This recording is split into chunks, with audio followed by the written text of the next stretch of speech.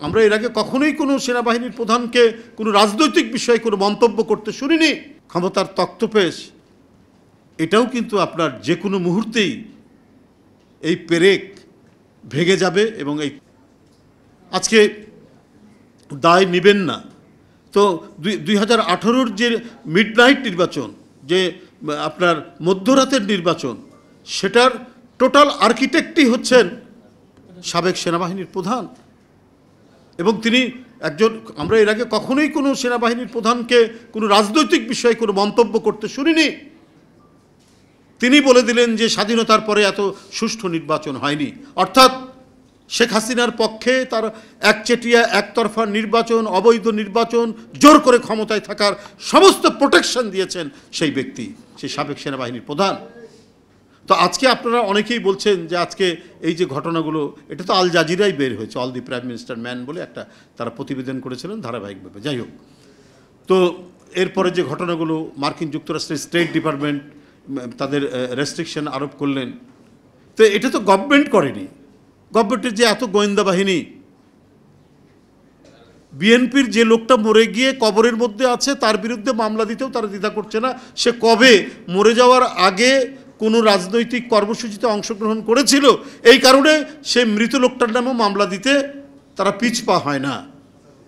কিন্তু এই সমস্ত ব্যক্তি, এই বেনজিরের আজকে যে কি বলে আরব্য উপন্যাসের কাহিনীর মতো, আরব্য রজনীর মতো যে ঘটনাগুলো আমরা প্রতিদিন শুনছি, তো এই ঘটনাগুলোর কি জানতো না এই সরকারের বিভিন্ন গোয়েন্দা সংস্থা, গুপ্তচর সংস্থা, এরকম জানতো না? নিশ্চয়ই জানতো, কিন্তু করেনি।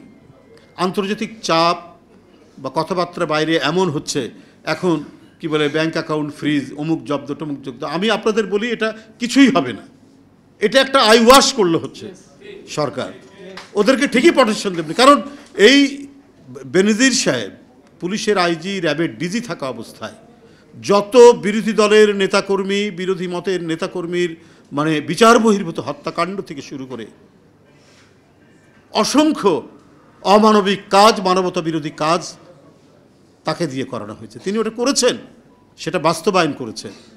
তো শেখ হাসিনাকে ভুলে যাবেন তার এই অবদান?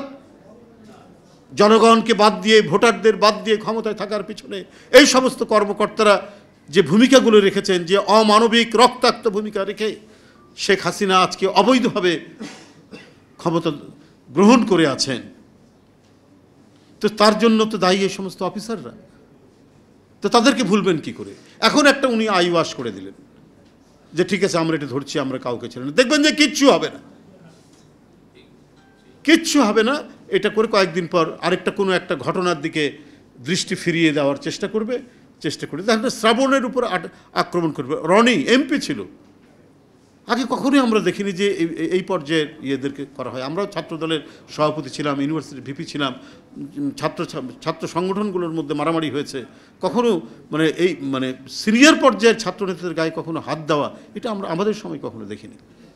কিন্তু এখন এগুলো করানো হচ্ছে, কারণ যে ছেলেটি একজন সিনিয়র বিরোধী নেতার উপর হাত দেয় তাকে উৎসাহিত করা হয় একেবারে টপ লেভেল থেকে, উচ্চ পর্যায় থেকে। বাহ, তুই বাহাদুরের ছেলে, তুই বাহাদুরের বেটা, তুই একটা ভালো কাজ করেছিস, এগুলো উৎসাহিত করা হয়। মানে অবস্থা দৃষ্টে আমাদের কাছে সেটাই মনে হয়। এখন প্রধানমন্ত্রী বলছেন যে বঙ্গোপসাগরে ঘাঁটি করতে দেয়নি বলে আমার বিরুদ্ধে সমস্যা করা হচ্ছে। তা আপনি বঙ্গোপসাগরে ঘাঁটি করতে দেননি যাদেরকে উদ্দেশ্য করে বলছেন, কারণ তারা এখানে অবাধ সুষ্ঠু নির্বাচনের কথা বলে। আপনি তো জানি, আপনার যে মার্কিন যুক্তরাষ্ট্র বা পৃথিবীর গণতান্ত্রিক বিশ্ব আপনার নির্বাচন নিয়ে যারা প্রশ্ন তুলেছে তাদেরকে উদ্দেশ্য করেই আপনি বলছেন, বিশেষ করে আমেরিকাকে।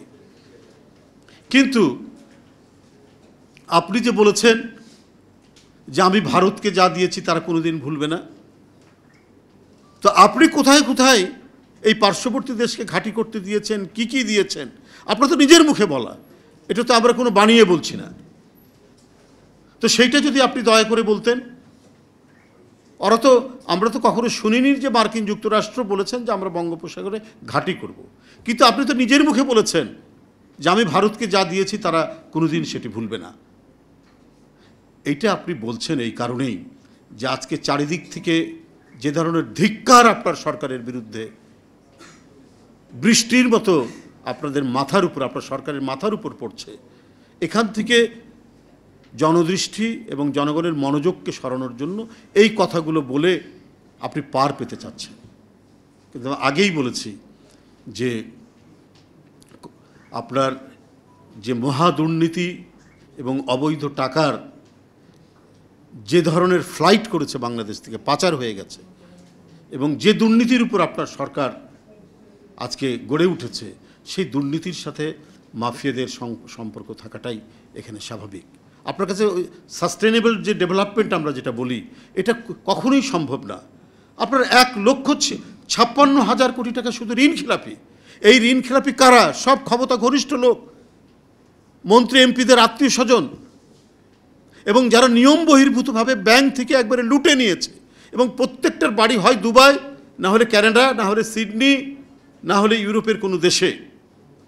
তো এখানে সাস্টেনেবল ডেভেলপমেন্ট, আমার অর্থনৈতিক ক্ষমতার সাথে আমার ডেভেলপমেন্টটা, আমি যে টাকাটা ঋণ নিব সেই টাকাটা আমি যাতে ফেরত দিতে পারি, সেই অ্যাবিলিটিও আমার থাকতে হবে।